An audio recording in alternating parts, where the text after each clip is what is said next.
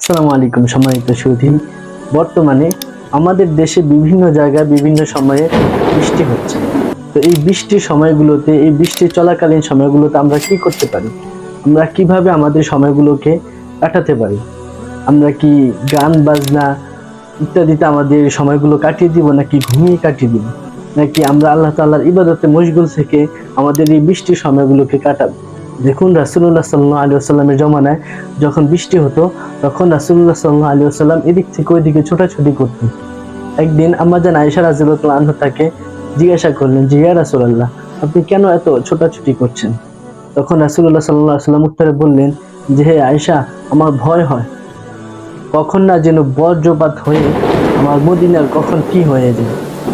এই জন্য আমরা বৃষ্টির এই সময়গুলোতে গান, সিনেমা ইত্যাদি এগুলো নিয়ে থাকবো না।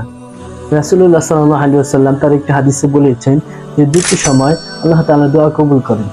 তার একটি সময় হলো যে যখন আজান হয় তখন আল্লাহ তাআলা দোয়া কবুল করেন,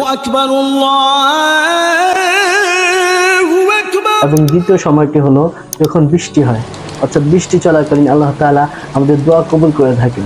অর্থাৎ বৃষ্টির এই সময়গুলোকে আমরা গান বাজনা ইত্যাদি নাটক সিনেমা দেখে কাটিয়ে দিব না। আমরা এই বৃষ্টির এই সময়গুলোকে কাজে লাগাবো।